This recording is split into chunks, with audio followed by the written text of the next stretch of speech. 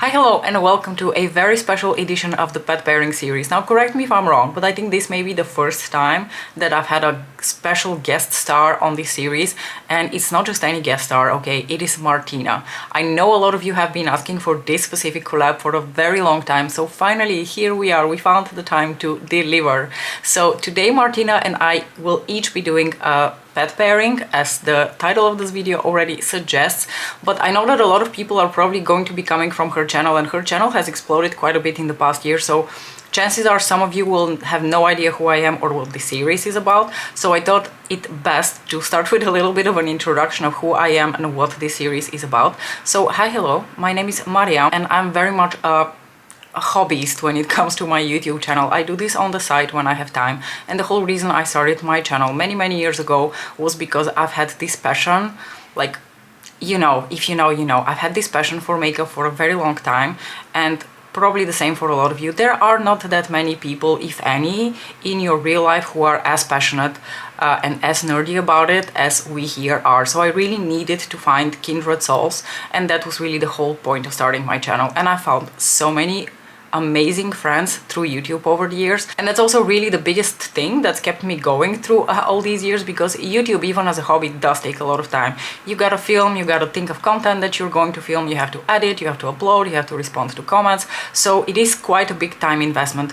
But because I enjoy the interaction with all of you so much, I've kept going with this channel. Now, one of the most successful things I've ever done on my channel, one of the things that you and I both enjoy so much, has been my pet pairing series. I can't believe that I'm saying this, but I've been running this series for already 3 years, and it's pretty self-explanatory, but I am a huge Pat McGrath Labs fangirl.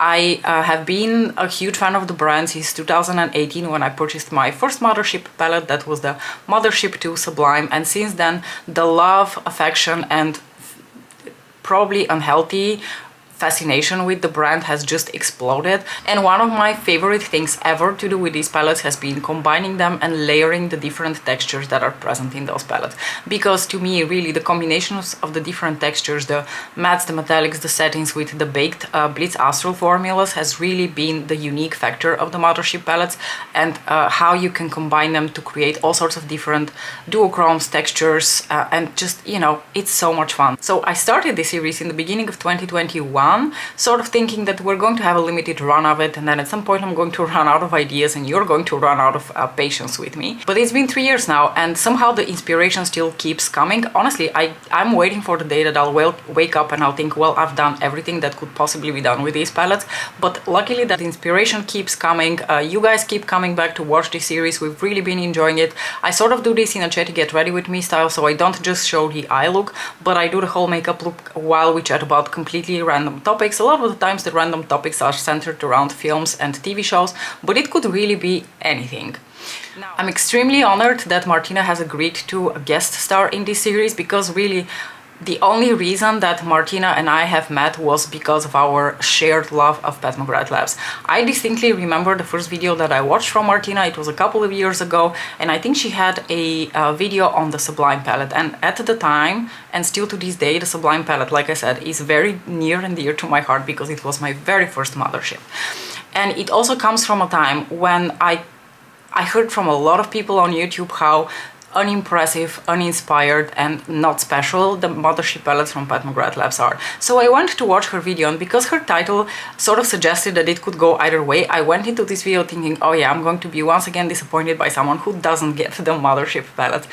But then I watched the video, and the rest was history. I fell in love with Martina's channel, I fell in love with her personality, because she strikes all the chords for me. Okay, she is an opinionated lady, and I love me an opinionated lady. And when I say that she's opinionated and she's sassy, I mean it in the best possible way, because I love people who have a strong opinion, who are not afraid to express their opinion, and are not afraid to be critical. Because at one point I had grown so tired of all the channels that I was watching, because they just liked everything, and I just don't understand how a person can like everything. Either you haven't spent enough time with it and that's why you like it, or you're afraid to say that you don't like it because you don't want to offend anyone, and I am not about that life.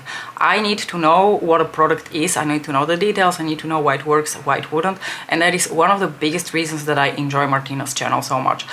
We differ a little bit in our like skin chemistry, because a lot of of products that, especially base products that work for Martina, unfortunately don't work for me. But Martina is a great reference for a lot of brands and a lot of different types of makeup products, because she's much more experimental when it comes to products and brands. I am very conservative. I will stick to my favorites, and I will rarely like go out to venture into new brands. It takes a lot to convince me to try a new brand, which is why I'm always like late to every party. When everyone was reviewing Prada makeup, I was here thinking, let me give it a few months to see how people's opinions are going to change. So I only tried Prada makeup for the first time like a month ago. I love watching her channel because she reviews a lot of different types of makeup, but she also revisits a lot of products. I think her channel really strikes that perfect balance between new makeup and old makeup, so you are not just really getting bombarded by like all the new releases. I think she's picky enough with her purchases, but she's just a little bit more open and experimental than I am. I am much more about, you know, occasionally I will buy new things. I will fixate and focus on a certain brand, and then I will buy a bunch of things from it. Case on point, I've recently become infatuated with Hermes lipsticks and I cannot stop myself. But I am just like a different type of person when it comes to YouTube. I will just talk about the things that I am enjoying at the moment, and I will not really venture all that often into new territory. So if you want to know about new products, if you want to hear honest opinions about new makeup products, then I highly recommend that you check out Martina's channel. Of course, all of her socials will be in the description box below, as well as her video. Please go check out Martina, because she's not only a fantastic YouTuber, she's just so professional. I have so much respect for her work ethic when it comes to her channel, because just like me, she's a hobbyist. She has a full-time actual job, but she wakes up at like ungodly hours of the day, like 4 or 5 in the morning, to film and to edit, and I do not know where she gets the energy for that. Okay, I would not make such sacrifices for you. I like you, I like my channel, but I like my sleep more than I like you. Anywho, she is a fellow cat lover. She is such a kind person, so please go check out Martina's channel ASAP. The way this video is going to go is we each picked palettes for the other one to create a look with. So Martina has picked Subliminal and Bronze Bliss for me, and oh my gosh, what a genius combination. I don't think I've actually done a video combining these two palettes, and it is just pure genius to combine them because they just mesh so well together. So I'm extremely happy. I already have a look in mind. I can't wait to do it. I hope it turns out well, but it also totally matches my nails for the week. So the stars were just all aligned. And because I usually do these videos in a chatty get ready with me style, we thought it might be really fun to answer some questions. So I've prepared some questions that we are each going to answer, and I am so incredibly curious to hear the answers to the questions by Martina. And I think this is just going to be such a fun video. It's going to be makeup, but also getting to know each other, you getting to know us, and also if you would like to chime in on any of the questions to give us your answers, I would absolutely love that, because I love getting to know my viewers too. Anywho, I think this is like the longest introduction in the history of time, so I'm just going to jump into the makeup immediately. And I'm also going to start off with the first question. And the first question I'm actually going to answer is one that Martina specifically asked me. It's like a very Mariam specific question. So I'm going to start off with that. And I'm going to apply my eyeshadow primer, which today is going to be the Urban Decay Primer Potion. What inspired you to become a scientist, and what is the most fascinating, inspiring part of your job? Oh boy, this might take a while. I like to ramble about my job a lot because I absolutely love my job. So I work as a biomedical scientist in an academic hospital. I work in a department which studies genetic diseases. The reason I went into science, it's going to sound very funny, but for the most part of my school years, I had absolutely no affinity with anything that has to do with sciences. I was much more oriented towards languages, and I don't know that I really had an idea what I wanted to do when I go to university. So I had kind of resorted to doing what my father wanted me to be. So he wanted me to be a lawyer. And on top of that, in middle school, my biology teacher was the absolute tiniest, skinniest lady you can imagine. She had these like huge glasses which made her eyes look like 10 times magnified. And I think she very well knew how she looked. So she made sure that nobody takes her size as any sort of like criteria for how she is. She was scary. She was scary to the point where nobody dared not to learn for her class. So we had, I think, the highest GPA in biology all through high school because nobody dared to go unprepared to biology class. Which is not to say that I became a fan of biology just because she made us study so hard. No, no. The first few years I had absolutely no interest in biology and I was still pretty set on becoming a lawyer. I'm going to take the MAC Studio Water Weight Foundation in the shade NC25. So then, somewhere midway or maybe more towards the end of high school, we started studying genetics. And at first we obviously went into the classic experiments by our beloved monk Mendel, and we started studying about the peas. And I remember thinking, wow, this dude was so methodological in his approach without really having any sort of training, because what he was doing was a incredibly well-designed experiment to study patterns of inheritance. And what he found basically is that genes are transmitted as discrete units, so they don't different traits don't mesh together to create a new trait. They are inherited in certain ratios, so that's where the term Mendelian genetics comes from. And Mendel was all fine. I thought his experiments were really cool, but then we started to study the genetic basis of human diseases, and that's when I became morbidly fascinated with the fundamental mechanism of genetic diseases, and to this day I remain morbidly fascinated with the fundamental mechanisms of human diseases. So that is really also the basis of my work.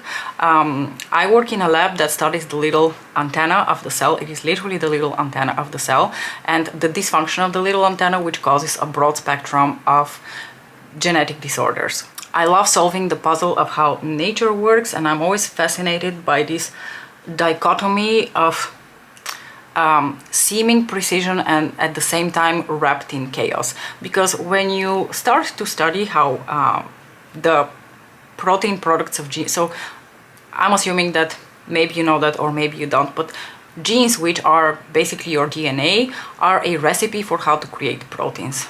That's like the central dogma of molecular biology. So most of the things that are, being done in your cells are being done by proteins. So it's very important that these proteins are correct.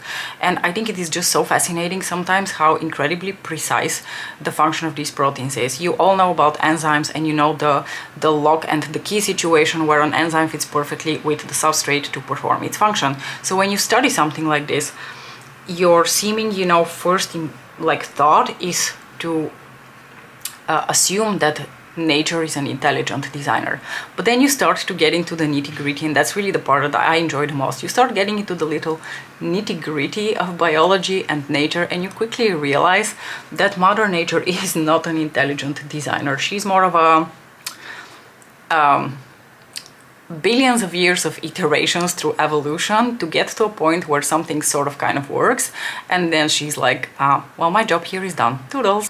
So my work focuses a lot on the dysfunction of proteins which are situated in the little antenna of the cells and how they cause a variety of different diseases, how mistakes in the same protein can cause a different phenotype. A phenotype is basically the manifestation of the disease. Dysfunction in the same protein can cause, for example, only kidney disease, or a combination of kidney disease with retinal degeneration, and we don't really understand how. And also, in order for us to have any hope that we're ever going to have treatments for these diseases, we need to understand the mechanisms. We need to understand what we're dealing with in order to design intelligent, targeted drugs for these diseases. Oh gosh, I'm rambling already for too long about this just one question, but the last thing I wanted to say is the thing I find the most inspiring about my job and that I love the most about my job is, like I said, it is very dynamic. There's always something new to learn. Science never stands still. New techniques are being developed constantly. New discoveries are being made, so you cannot sit still. You have to always push yourself to learn something new, to read about these new techniques, to apply them, to puzzle through the optimization of a certain protocol to get it to work, and then the absolute joy and high that you get from getting an experiment to work.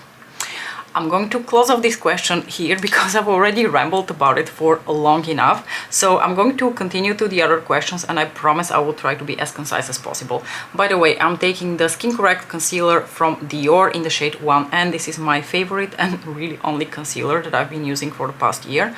And I'm actually going to apply the absolute tiniest bit over here because I've got this friend here who has popped his ugly head in the last couple of days. What was your favorite book as a child? I had to think really long and deep about this one because I was a very dorky kid and I actually really liked to read. But the one book that always pops into my head when I think of my childhood and I get these like warm and fuzzy feels is Anne of Green Gables. I loved the Anne of Green Gables books because they just gave me all the feels. They made me happy, they made me laugh.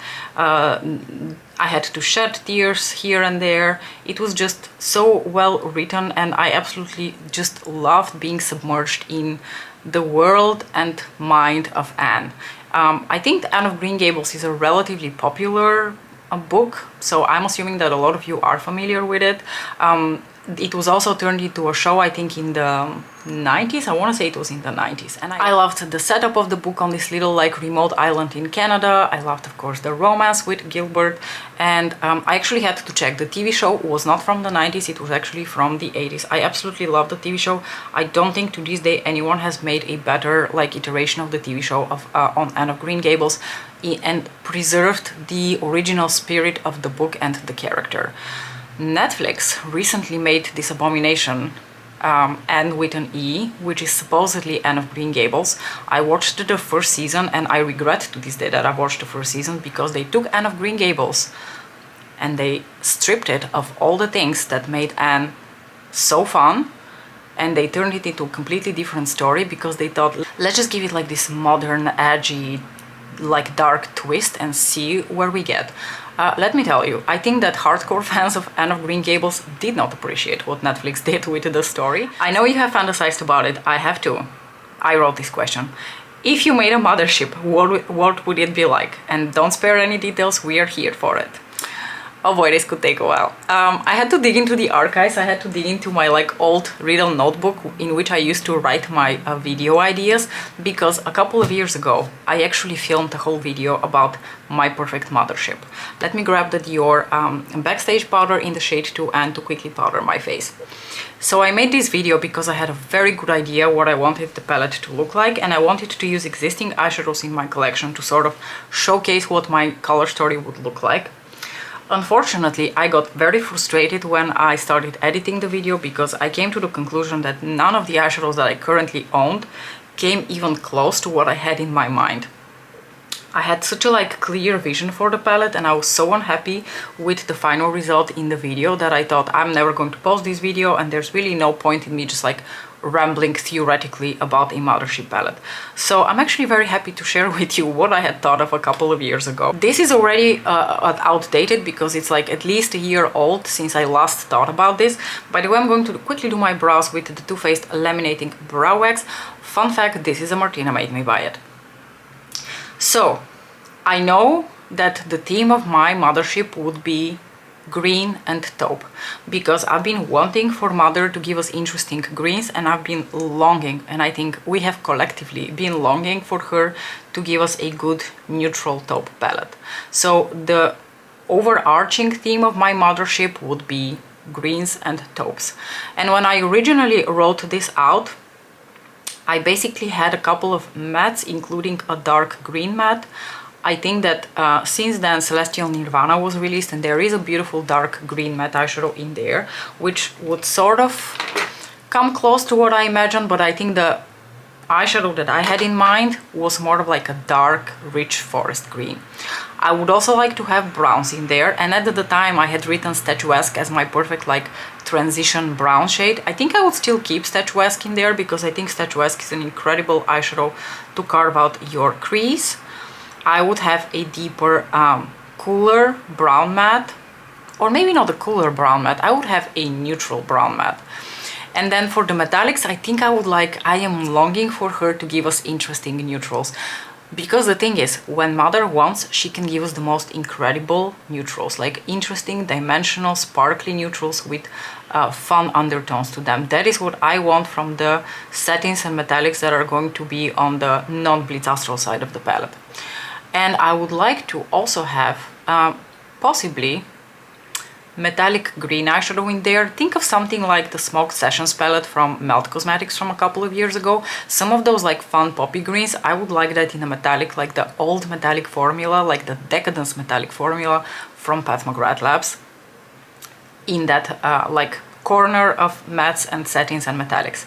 And then when it comes to the Blitz Astrals, okay, I've got specific ideas here. Since we're going to be here for a while, I'm going to go extra and I'm going to apply a little bit of the Victoria Beckham contour stylo in the shade Sandstone, just as a little bit of a contour here. I want Mother to make a Blitz Astral that is exactly like the Blitz Astral in the Subliminal palette, so Astral White, but then instead of the bluish purplish sparkle, I want it to have mint and lime green sparkle. I want something that has the same like ethereal vibe to it, that works as a sheer topper or as an inner corner highlight. Oh, I applied a little bit too much of this, I think.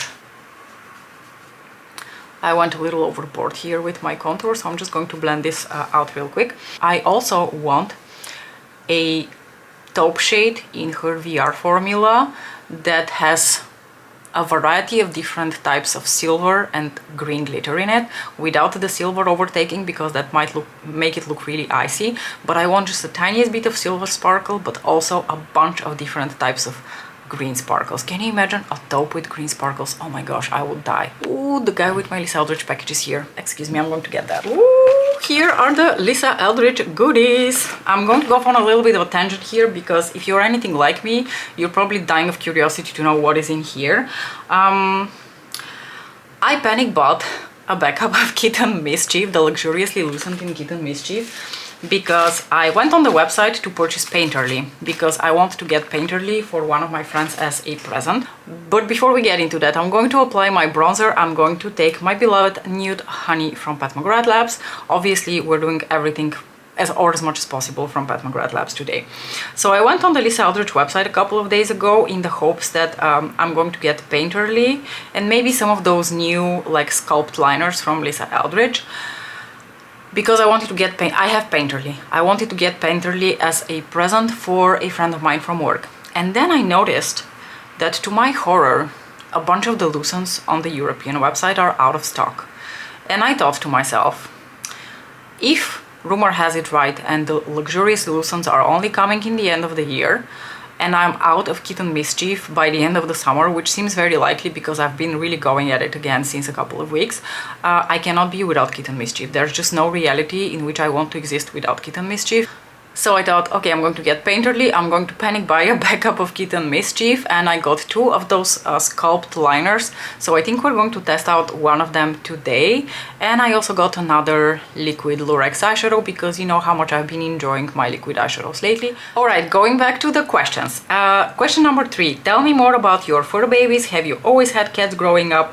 What is the biggest, most inaccurate myth you have ever heard about our feline overlords?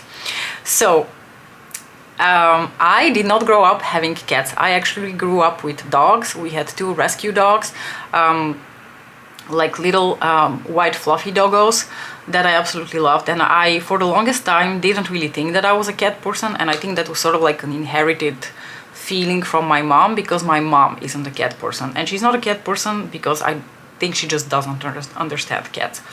But anyway, I was not a cat person, so I never really had any interest in owning cats. But my husband is a huge cat person. He grew up having cats around him, and he really wanted to have a cat again, and he specifically really wanted to have a black cat. I'm going to try not to get emotional here, so we're going to take a little break. Alright, I've composed myself and I'm back. I've also taken my blush, which is going to be Nude Venus 2 from Pat McGrath Labs. So in 2012 we adopted Bruce. Some of you will be familiar with Bruce because he used to be in the background of my videos. I'm pretty sure that if you go all the way back to the very first pet pairing video that I ever posted, you will see Bruce royally sprawled in the background of my video. He was this beautiful, large black male cat. I absolutely loved him. He was with us for 10 years and he was an absolutely amazing cat. And in 2021, he died, and I didn't think I was ready to have other cats for a while. But then a friend of mine forwarded this message from a Facebook group that a rescue organization for cats in the Netherlands was urgently looking for someone who would adopt 2 female cats, named Mona and Lisa. And the rest was history. I thought to myself, I may not be ready, but these 2 ladies absolutely need someone to take care of them. I have so much love to still give, and I cannot imagine my life without cats anymore. Really, if you think about it, the world exists to serve the needs of cats. So we adopted Mona and Lisa, 2 beautiful ladies that those of you who follow my channel will have seen in a lot of my videos because they come around all the time. But they've been with us since 2021. They're absolutely amazing. I absolutely love them. I would die for them. They're my babies, they're my children, they're a part of the family.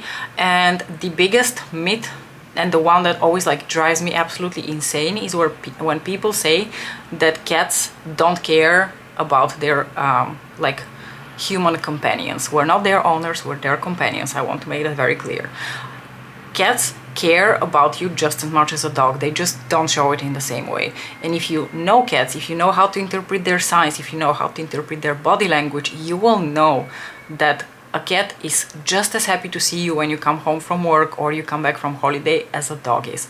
They just express it in a very different way. And really nothing can beat a purring cat on your lap, right? For my highlight today, of course, I'm going to stick with pet, and I'm going to use one of my absolute favorites. This is Golden Nectar, which was released with the blushes a couple of years ago.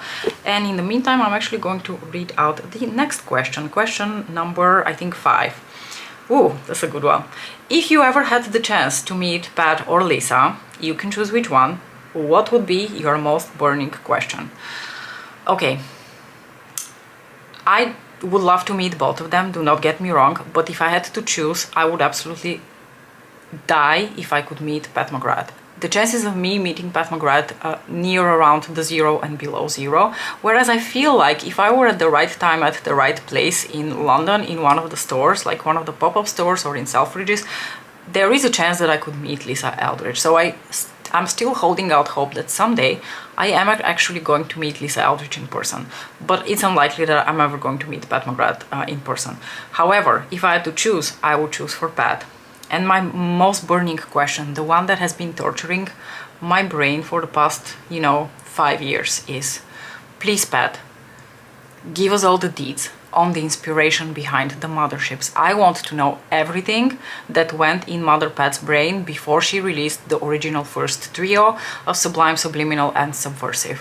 What was the inspiration? Why this artwork? Why are they called motherships? Why do they have this very specific architecture to them? What was her intent with the architecture of these palettes? Because I have interpreted the architecture of these palettes in a certain way. I think they were created to mix and match and to layer, but is that really what she had in mind? I want to know. I want to know. I want to know why the specific color stories, why the specific combination of colors and duochromes and sparkles. I have a lot of questions about the motherships, as you can tell.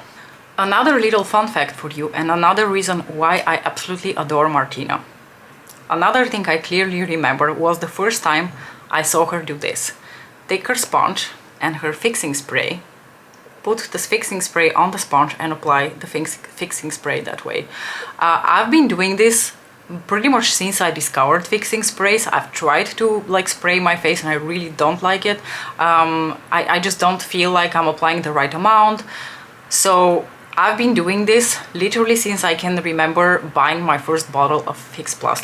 By the way, I'm taking the Airbrush Flawless Finish now from Airbrush Flawless Setting Spray. Another Martina made me buy it, FYI, to spritz on my sponge. And I clearly remember the first time that I saw Martina do this and I thought, oh, you get me, kindred souls. I've never seen anyone else do this. Now, this might be saying something about how limited the amount of YouTubers that I watch is. Perhaps many other content creators are using this trick, but I had literally never seen anyone else to this day I have not seen anyone else besides Martina do it. I know a couple of you have told me in the comments that you do it as well. Alright, I have zoomed you in now. We are 46 minutes into footage. I don't think I've ever taken this long to get into the eye look, but here we are. I'm going to get into the eye look while answering the next question. Question number 6. What is the weirdest thing people don't know about you? A little quirk. Goddamn, I should have thought about this before I turned on the camera.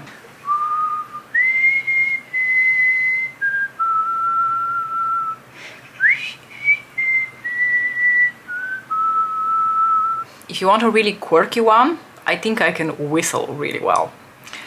By the way, we're going to go into the subliminal palette now, and I'm first going to go into the gorgeous Blitz Blue, which I'm going to apply sort of as like a liner slash like, I don't know, lower part of my lid, sort of to give a little bit of like blackness, blueness and smokiness to my lashes.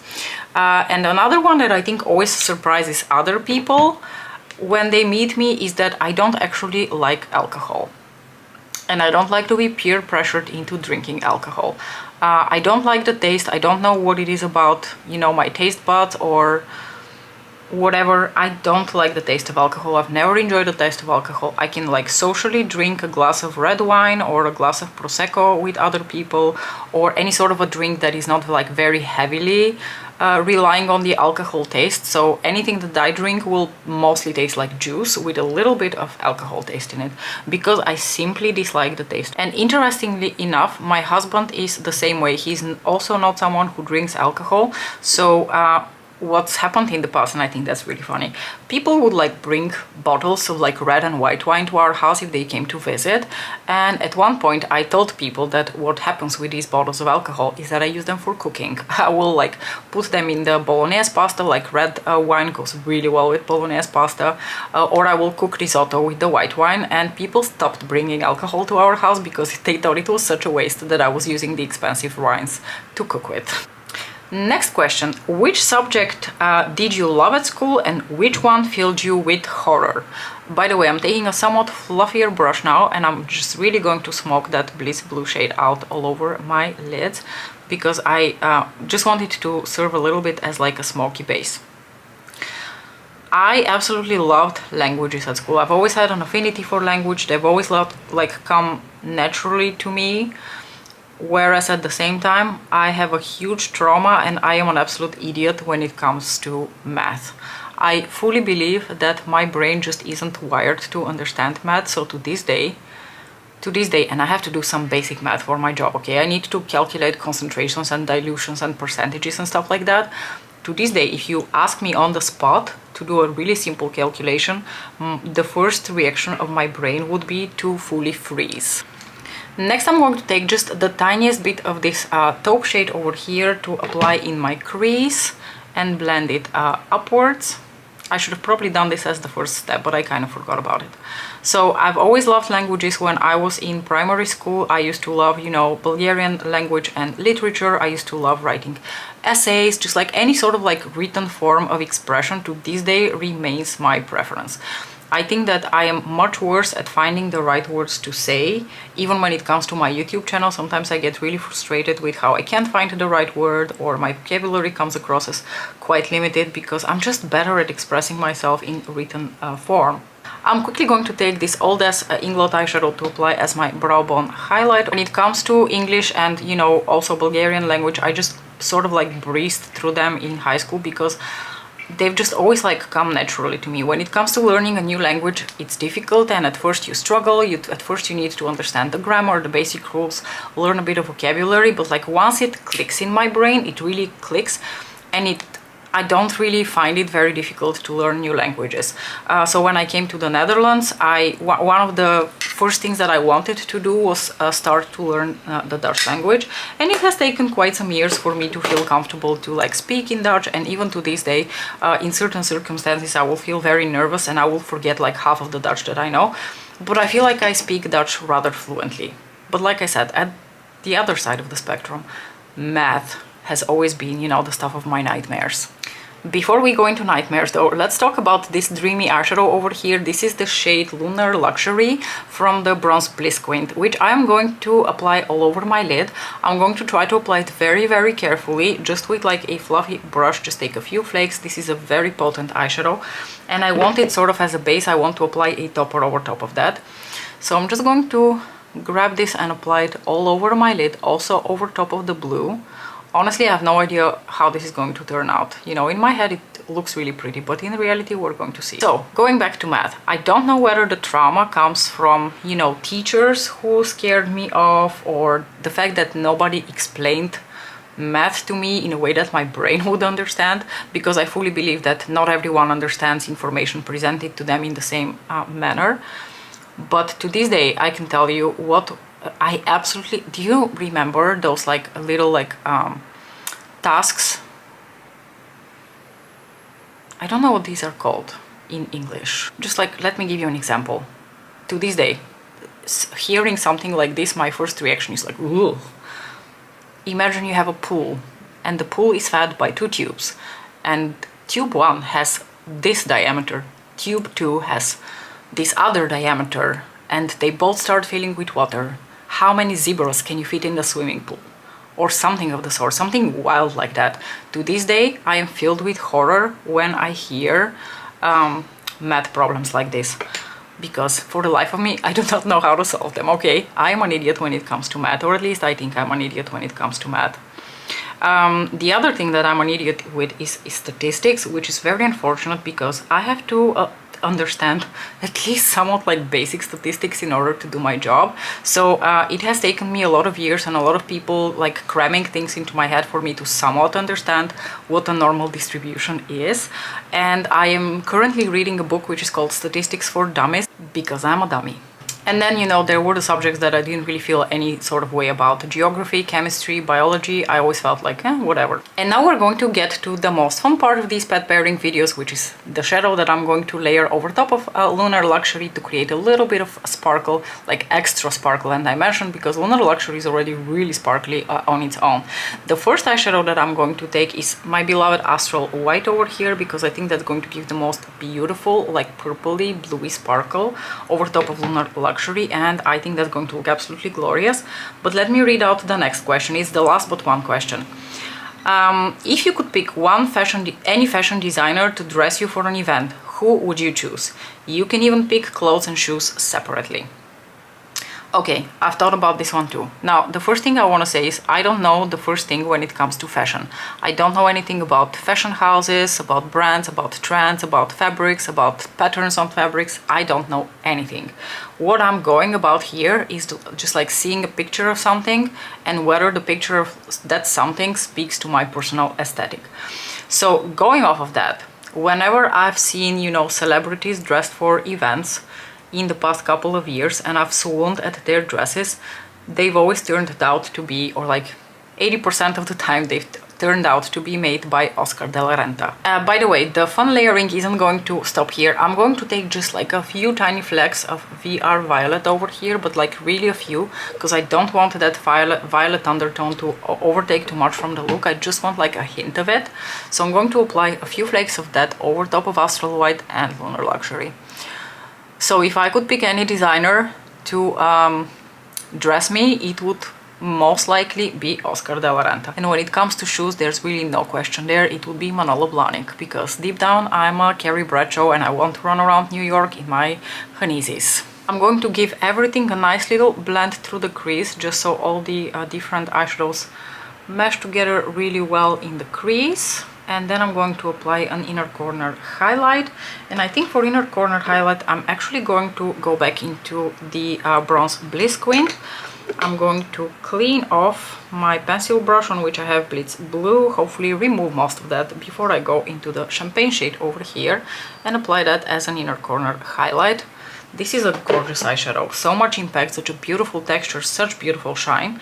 And while we're at it, I can answer the last question, and then we can go on to applying lipstick when it is better if I'm not talking way too much.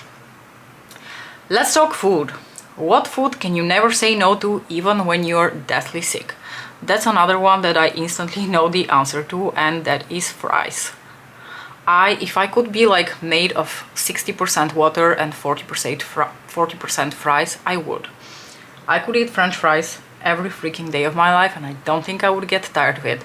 And whenever I have, you know, had instances in my life when I have felt really unwell, you know, I've had like a really terrible flu, or the first trimester, that was awful, or, you know, I've been going through like some emotional turmoil which has hampered my appetite a little bit. The only thing you can lure me in with is fries. I don't know, there's something about the beautiful crunchiness of a potato combined with the saltiness that I can never say no to. Alright, the last part of this makeup look is going to entail putting the beautiful Blitz Blue shade on my lower lash line to sort of like tie all the blue together. I'm going to try to be very careful with this shade because it's very pigmented, and I want to apply just a little bit close to my lashes and then use a somewhat fluffier clean brush in order to blend it out. I'm going to finish off the look by applying this Kiko eyeshadow stick in my waterline and then setting that with Blitz Blue so that it lasts on my waterline for as long as possible. I can't believe that I actually went through the questions in the allocated time. Knowing what a rambler I am, I really thought that I would be so over time, but you cannot imagine how many times I told myself that I need to be concise and I can't go off on tangents. I'm setting the Kiko eyeshadow stick, by the way, with Blitz Blue now. I am back. I usually don't really do my lipstick on camera because I think it's really boring.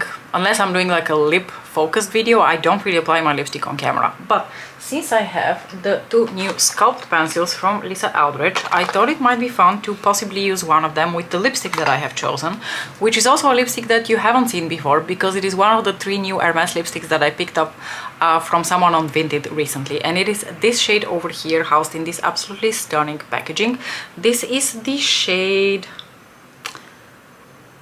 Beige Ébloui, if that is how you pronounce it. I'm not entirely sure. Unfortunately, again, another limited edition lipstick that I don't think you can find very easily. But what I love about this lipstick, first of all, it comes in my beloved satin formula. It's my favorite formula from Hermes, and it is this gorgeous like beige nude, which I think would fit absolutely perfectly with the look that I have going on. So I picked up 2 of the Sculpt and Shade lip pencils from Eldridge. I got the shades 1N and 1W, and I'm very curious about them. And not only am I curious about them, but I'm also absolutely thrilled that they come with sharpeners, because her original pencils didn't really come with sharpeners. If I can get the sharpener out, I would love to show it to you. How am I supposed to get this out? Okay, I went about this the savage way, completely destroyed the outer packaging to get to the sharpener. I'm so happy to have sharpeners from Eldridge now, because I can, you know, use them for all of my other Eldridge pencils. So I'm going to put that here on the side and we can quickly swatch. This is the shade 1N, so if you compare them to her original lip pencils, the packaging definitely looks different, and these are, I want to say these are smaller too. Oh, interesting. They are actually the same amount. If I look at the grams, it's 1.2 grams, 1.2 grams. So the amount is the same, but the packaging of the original lip pencils just looks maybe more like impressive and bulkier, so they appear to be bigger. So let's watch the shade 1N over here.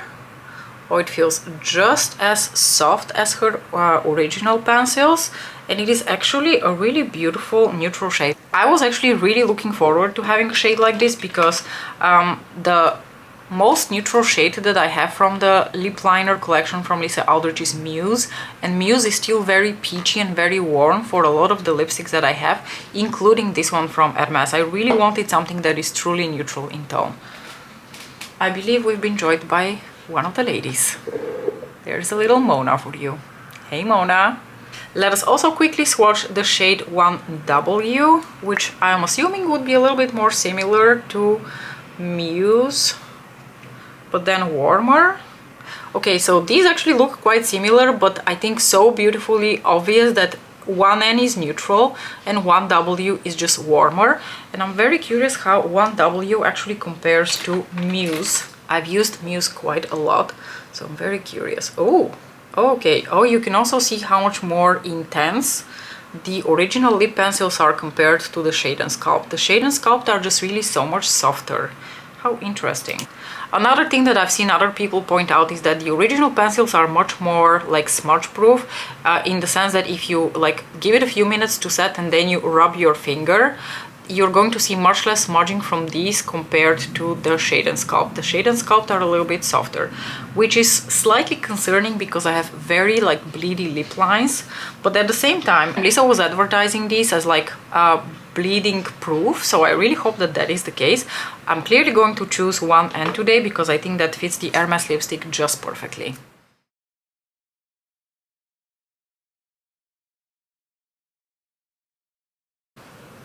So this is the shade 1N applied on its own, and now I'm going to put the Hermes lipstick.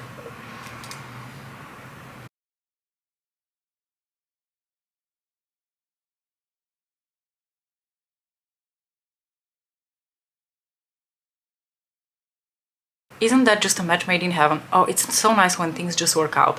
I really wanted that neutral pencil to be the neutral pencil that I can use with a lot of like my beigey type lipsticks, where Muse was just a little too warm to fit, and this is perfection. I love it.